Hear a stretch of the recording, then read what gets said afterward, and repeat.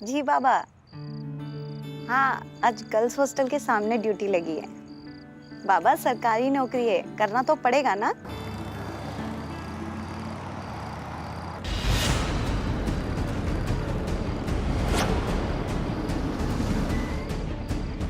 बहुत होगी ड्यूटी, चल चल। छोड़ो, कौन कौन हो तुम लोग?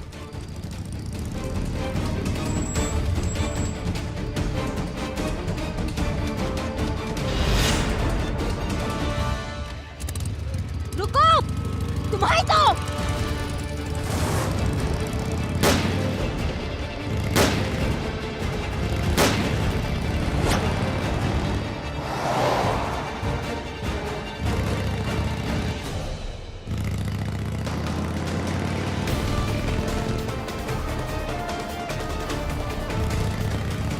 अरे सुन, इसको छोड़ना पड़ेगा वरना इसके चक्कर में हम पकड़े जाएंगे। ये दोनों पुलिस वाली इतनी आसानी से हमारा पीछा छोड़ने वाली नहीं है। फेंक इसको बाहर, फेंक। ठीक है, वो थाना पुलिस वाली है, ये ना सही दूसरी पुलिस वाली सही। छोड़ इसको, छोड़ इसको, छोड़।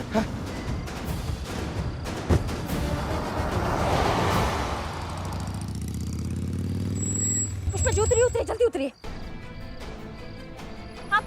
आप ठीक तो है? ठीक तो है। हाँ? कौन कौन थे ये लोग, कौन थे? नहीं जानती कौन थे ये लोग, बस उन्हें कहते हुए सुना कि उनका टारगेट पुलिस वाली है। टारगेट पुलिस वाली है? हाँ।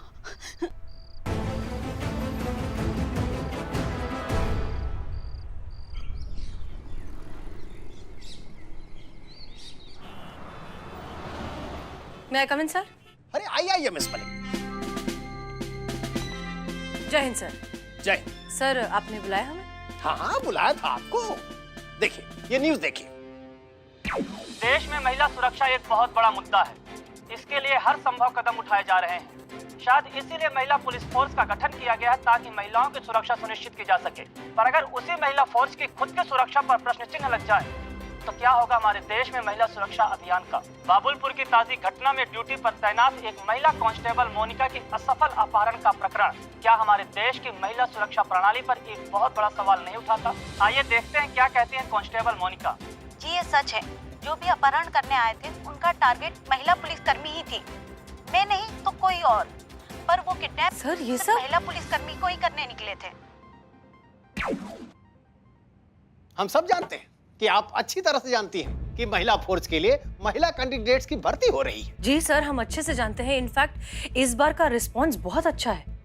बहुत सारी एप्लीकेशंस आई हैं, बहुत सी महिलाएं फोर्स ज्वाइन करना चाहती हैं। आप बिल्कुल सही कह रही हैं, बहुत सारी महिलाएं पहुंची थी, लेकिन ये मोनिका के अपहरण प्रयास वाली घटना ने सबका मनोबल गिरा के रख दिया। सारी महिला कैंडिडेट्स में अपनी सुरक्षा को लेकर असुरक्षा की भावना पैदा हो गई। जानती हैं इसका परिणाम क्या हुआ मिस मलिक? आधी से ज्यादा महिला कैंडिडेट्स ने अगले चरण में जाने से पहले ही अपना नाम वापस ले लिया। क्या? जी हाँ, हमारी समझ में नहीं आ रहा है मिस मलिक कि ऐसी परिस्थिति में विभाग करे तो क्या करे। आप तो अच्छी तरह से जानती हैं कि हमारे विभाग में महिला पुलिस कर्मियों की कितनी कमी है। ऊपर से ये बवाल। अगर ऐसे ही चलता रहा तो जानती हैं क्या होगा? सारे थानों से महिलाएं गायब हो जाएंगी और खाली थानों का खर्चा सरकार क्यों उठाएगी? बताइए भला। सर लेकिन अगर थाने ही बंद हो गए तो इससे तो मनोबल और भी ज्यादा टूट जाएगा। इसमें 3 महिला कैंडिडेट्स के डिटेल्स हैं, जिन्होंने ये सब कुछ होने के बावजूद भी अपना नाम वापस नहीं लिया। अब मैं आए? हाँ हाँ, ये 3 लड़कियां नहीं, महिला थानों के भविष्य की आखिरी उम्मीद हैं। अगर ये लड़कियां भी वापस चली गई तो जानती हैं क्या होगा? महिला थानों के लिए सरकार को सख्त से सख्त कदम उठाना पड़ जाएगा। यकीन मानिए, हम ऐसा हरगिज नहीं चाहते। इसीलिए इन लड़कियों को हम आपके महिला थाने पर भेज रहे हैं। इन्हें ट्रेनिंग दीजिए, प्रोत्साहित कीजिए, इनके अंदर सुरक्षा की भावना सुनिश्चित कीजिए।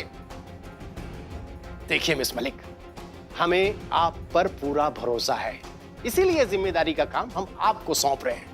संक्षेप में कहें तो महिला थानों का भविष्य आपके हाथ में है। जी सर, हम आज इन तीनों लड़कियों को थाने बुलाएंगे और तुरंत इनकी ट्रेनिंग शुरू करेंगे सर। ये लड़कियां दूसरी महिलाओं के लिए एक मिसाल बनेंगी। इन्हें देखकर शहर की सभी महिलाएं फोर्स ज्वाइन करना चाहेंगी सर। ये हमारा आपसे वादा है। हमारी शुभकामनाएं आपके साथ है भाई। शुक्रिया। जय हिंद सर। जय हिंद।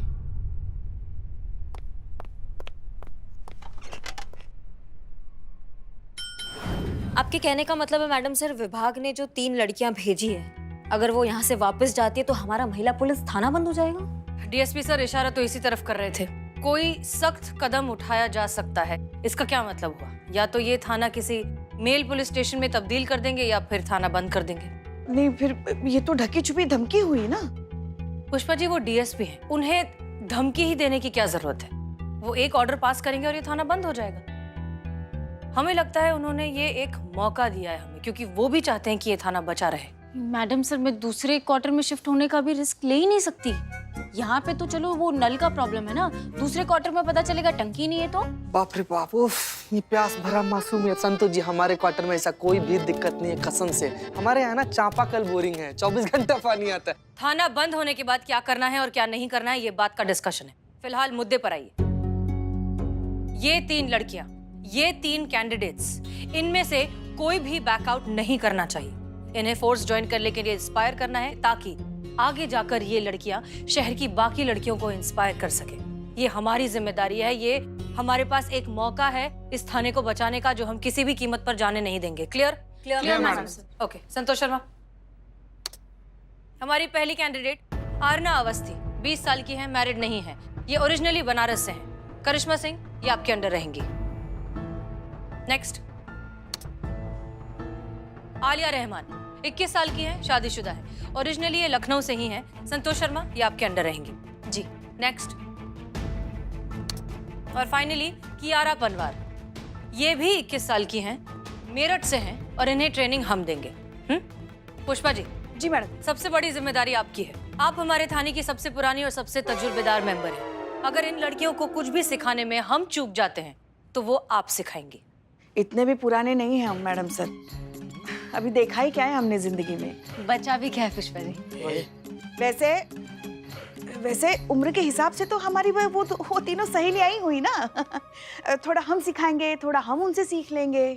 एनीवेज, तजुर्बा कहता है हमारा कि सिखाने वाला सीखने वाले से कुछ ना कुछ तो सीख ही लेता है। तो चलिए थोड़ा सा सिखाएं, थोड़ा सा सीखें। Good luck. सबको पता है क्या करना है? जी मैडम सर। ओके, केस की तरफ बढ़ते हैं। करिश्मा सिंह, नंबर प्लेट से कुछ पता चला? मैडम सर, वो फर्जी है। ऑफ कोर्स, जानते थे हम। वैसे मैडम सर, हमें बहुत होशियार रहना पड़ेगा। ये पड़ताल का गति हमको ज्यादा तेज करना पड़ेगा, क्योंकि ये जो लोग भी हैं, इनका निशाना महिला पुलिसकर्मी है। तो हमें कुछ ना कुछ तैयारी करके रखना पड़ेगा मैडम सर। आप बिल्कुल ठीक कह रही हैं करिश्मा सिंह। इनफैक्ट जब तक ये 3 लड़कियां हमारे साथ ट्रेनिंग पर हैं, इनकी सुरक्षा की जिम्मेदारी हमारी है। जब तक इनकी ट्रेनिंग पूरी नहीं हो जाती, इन्हें महफूज रखना बहुत जरूरी है, टॉप प्रायोरिटी है। क्लियर? जी मैडम सर। जी।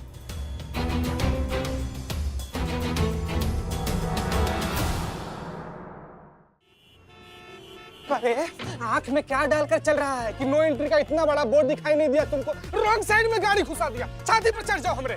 इतना जाम लगा दिया यार, तुम पूरा जाम लगा दिया। निकाल गाड़ी,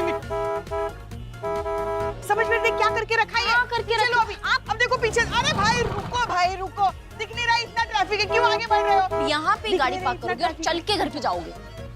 इतना ही जल्दी रहता है तो राजधानी एक्सप्रेस में क्यों नहीं चले जाते हो? रॉन्ग साइड में घुसा। और नहीं तो क्या, कोई भी नहीं सुनता। हॉर्न मत बजाओ। जाओ ना, हॉर्न मत मारो ना प्लीज, जाओ। ये तो वही है संतोष शर्मा जिनसे हमें ट्रेनिंग लेनी है। इन्हीं से तो मिलने जा रहे हैं हम महिला थाने। अच्छा, हाँ। चीते, हम क्या सोच रहे हैं, अब अगर दिन भर यहीं खड़े रहना है तो फिर क्यों ना यहाँ सब्जी का ठेला लगाए। नहीं, थोड़ी सी ऊपर की आमदनी भी होगी। कहाँ आजकल पुलिस की वेतन में गुजारा होता है, बताओ। ऐसी लाइफ है ना हमारी, दिन भर बस धूप में धक्के खाओ, लंच में हवा खाओ और डिनर में पेन किलर खाओ। हाँ, और जरा सी गड़बड़ हुई नहीं कि आ ही जाती है महारानी चाबी घुमाते हुए डांटने। मत मारो ना, हॉर्न मत बजाओ। हाँ, पुलिस वाले, तुम तो मेरा दर्द समझ सकती हो, तुम पुलिस वाली हो। अब बताओ, पुलिस की नौकरी इजी होती है करना? बिल्कुल भी इजी नहीं होती है ना। आलिया रहमान, 21 साल की है, शादीशुदा है, ओरिजिनली ये लखनऊ से ही है। संतोष शर्मा, ये आपके अंडर रहेंगे।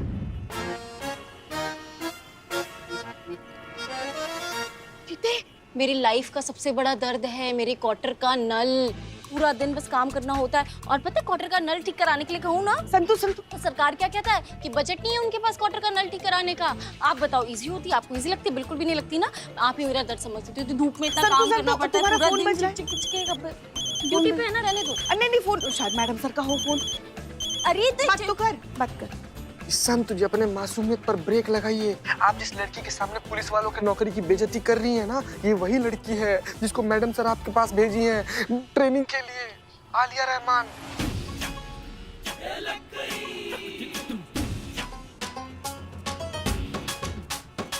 अभी जो बोला ऐसा लोगों को लगता है, सच नहीं है ये, है ना पुष्पा जी? पुलिस की जॉब बहुत अच्छी है। मैडम बहुत ज्यादा अच्छा है पुलिस का। हम तो बताए, हम इतना ज्यादा खुशकिस्मत आदमी है कि हम सोते हुए भी हम मुस्कुराते रहते हैं ये नौकरी पाके। है ना? क्यों पुष्पा जी? थाने के अंदर बोर हो जाते हैं तो सड़क पे आ जाते हैं ट्रैफिक में। और फिर जब यहाँ बोर हो जाते हैं तो वापस थाने में चले जाते हैं ड्यूटी करने के लिए। वो मजा ही मजा एकदम। मैम हम आलिया रहमान। हाँ। आपके नए ट्रेनी? जी मैम, ये हमारे husband AR Rahman. AR Rahman? हाँ जीते। नहीं, अब्दुल रहीम रहमान। अब मैडम ने बताया था आपके बारे में। हम आपसे मिलने आ रहे थे। आपको यहाँ रास्ते में देखा तो हमने सोचा कि यहीं पे मिल लेते हैं। आप आइए, हम चाय पीते हैं और फिर आप आइए रहमान जी, चलिए। आइए। सर लगता है काम हो गया। आज हमें कामयाबी जरूर मिलेगी। एक पुलिस वाली को तो हम आज उठा कर ही रहेंगे। जी सर। भाभी दो ना समोसे।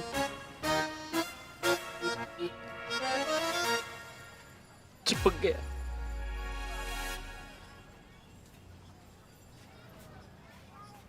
अरे वाह, ए बिल्ले, अरे देखना कितनी अच्छी न्यूज आई है आज। अरे ठूस ठूस कर समोसा खाने वाले के बाल जो कुछ बचे हैं वो साफ हो जाते हैं।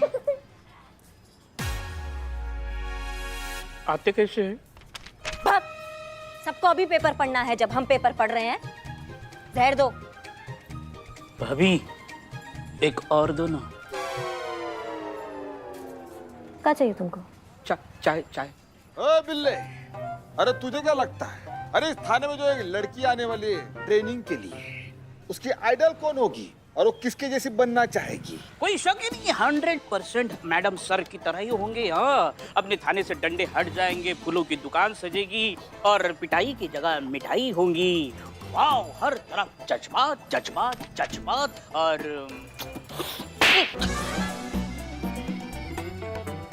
एक तो तुम्हारा ना थाने में रहना बंद कराना पड़ेगा हमको। सारा इन्फॉर्मेशन यहाँ पास करते हो तुम। नहीं चलने देंगे हम ये जज्बातों का जो जहर है ना, ये महिला पुलिस फोर्स में नहीं चलने देंगे हम। उनको सिखाएंगे लात का इंसाफ। ऐसा ना मजबूत सिपाही बनाएंगे हम उनको बताएंगे कि कैसे डंडा के जोर पे ऐसा मुजरिमों को सीधा किया जाता है।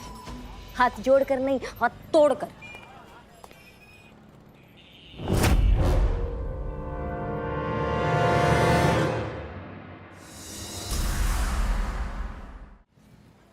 जय हिंद मैडम। जय हिंद। करिश्मा मैडम। जी हमें करिश्मा बताइए। जी हम अर्ना अवस्थी ट्रेनिंग के लिए आए हैं डिपार्टमेंट की तरफ से। तो आप हैं वो नया ट्रेनी अर्ना अवस्थी? जी मैडम। आइए बैठिए। आपका शुरुआत करते हैं जहर की आदत डालने से। जी मैडम, हम कुछ समझे नहीं। अभी बदनाम के हाथ का चाय पियोगी तो फिर सब समझ जाओगी। वैसे बहुत अच्छा लगता है जब तुम्हारे जैसी जोशीली और जवान लड़कियां पुलिस फोर्स ज्वाइन करती है। समय बदल रहा है, लगता है कुछ अच्छा होगा पुलिस फोर्स में। अच्छा, पुलिस ट्रेनिंग का सबसे पहला और सबसे महत्वपूर्ण सिद्धांत, मुजरिमों का इलाज, घूसा, मुक्का और लात। पहले तोड़ो, फिर फोड़ो, फिर पूछो गुनाह का किया। क्या समझी? नाम क्या बताया अपना? कियारा कहते हैं मुझे, मेरठ से हूँ। मेरठ नाम तो सुना ही होगा आपने। वैसे मेरठ के लोग ना बहुत शांति प्रिय होते हैं, लेकिन कोई बुद्धि घुमा दे ना तो लाठी बजाते टाइम नहीं लगाते, गिरा गिरा के मारते हैं। लेकिन मैडम जी दिल के इतने बढ़िया होते हैं ना कि मारते भी है ना अस्पताल के सामने।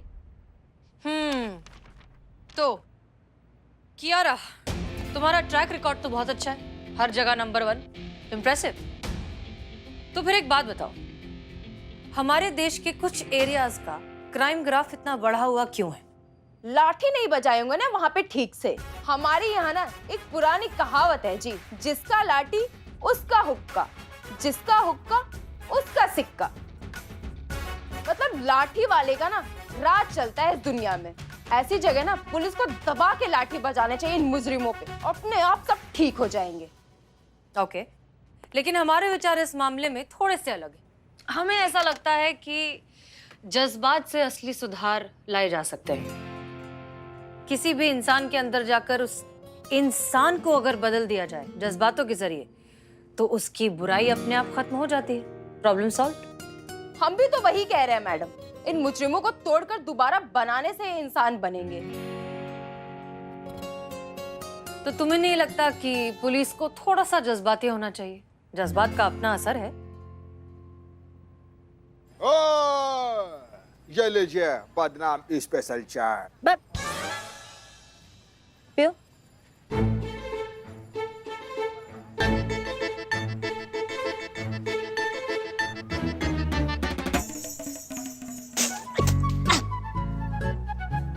छी, यही जहर का हम बात कर रहे थे। वैसे तुम हमारा बात समझी? मैडम हम अभी भी कुछ नहीं समझे। बिल्ले। हाँ, पहले मैं बहुत बढ़िया चोर हुआ करता था। हमारी चोरी की दुनिया में मेरा बहुत बड़ा नाम था। बैग में नहीं आया, वरना मैं तो आगरा गया था ताजमहल चुराने। लेकिन एक दिन मेरे जीवन में करिश्मा मैडम आई फरिश्ता बनकर, और उन्होंने मुझे पटक पटक कर गिरा गिरा कर धोया, निचोड़ा और सुखाने डाला। तब से इनका एक फोटो मैं अपने पर्स में रखता हूँ। जब भी कभी मन करता है चोरी करने का, पर्स से फोटो निकालकर चुपके से देख लेता हूँ। फिर चोरी करने की हिम्मत ही नहीं होती। हाँ, पर गांधी जी तो ये कहते हैं ना कि पापी को नहीं, पाप को खत्म करना चाहिए। आंख के बदले आंख, ऐसे तो दुनिया खत्म हो जाएगी ना मैडम।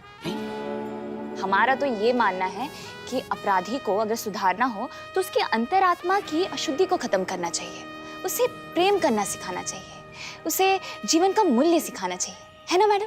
गलत एड्रेस पर आ गई हो तुम। अंदर हसीना मैडम मिलेगी, जाओ उनसे जाकर मिलो। उन्हीं के टाइप की हो तुम, जाइए। हसीना मैडम, हम आपको क्या बताएं, हम उनके बहुत बड़े फैन हैं। उन्हीं से तो हम इंस्पायर होकर पुलिस फोर्स में आए हैं। वो हमारी इंस्पिरेशन है, हमारी आइडल है। हमको ना बिल्कुल उनकी जैसा ही बनना है। जी ऐसा है ना मैडम, करिश्मा मैडम हमारी आइडल है, हम उनके बहुत बड़े फैन हैं, उन्हीं की तरह बनना चाहते हैं। वो क्या बोलते हैं उनके बारे में, दरोगा जी देखा तो बहुत, लेकिन तुमसा ना देखा। अब अचानक लाठी छोड़ के ठंडी लस्सी बनने में टाइम तो लगेगा ना मैडम जी। सही जगह आई हैं आप। अच्छा, एक बात हम आपको बताना चाहेंगे। शहर में ना एक गैंग सक्रिय घूम रहा है जो महिला पुलिस कर्मियों को उठा रहा है, तो तुम्हें थोड़ा सतर्क रहना होगा। मतलब ऐसे बदमाशों से बच के रहना होगा। हाँ, जाइए। जी मैडम। जज्बात जज्बात।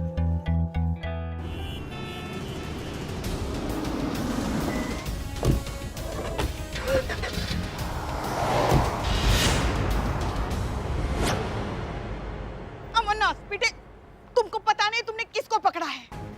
करिश्मा जी की सास है हम। अगर उनको पता चल गया ना तो फाड़ के खा जाएगी, पछताने का मौका भी नहीं मिलेगा। चेता रहे तुमको हम। अरे हमारे कोई हाथ तो खोलो, आंखें तो खोलो, कोई है? हाथ तो खोलो हमारे। बम बम बम बम बम। किधर भाग रहे हैं? और फालतू कुछ फ्री में मिल रहा है। अरे पुष्पा जी, ओह पुष्पा जी। अच्छा हुआ तुम दोनों आ गए। हमारे हाथ तो खोलो, आंखें तो खोलो। अरे हाँ, पुष्पा जी कौन है वो चपड़गंज जिसने आपके हाथ बांधे हैं? बताओ।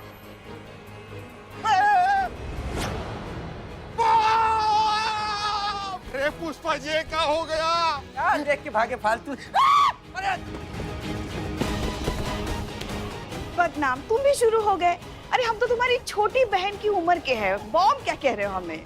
अरे पुष्पा जी आपकी बात सच है, वो आप बहन ही है। अरे लेकिन आपके शरीर में जो बॉम्ब बंधा हम उसकी बात कर रहे हैं। अच्छा अच्छा, वो क्या? हाँ।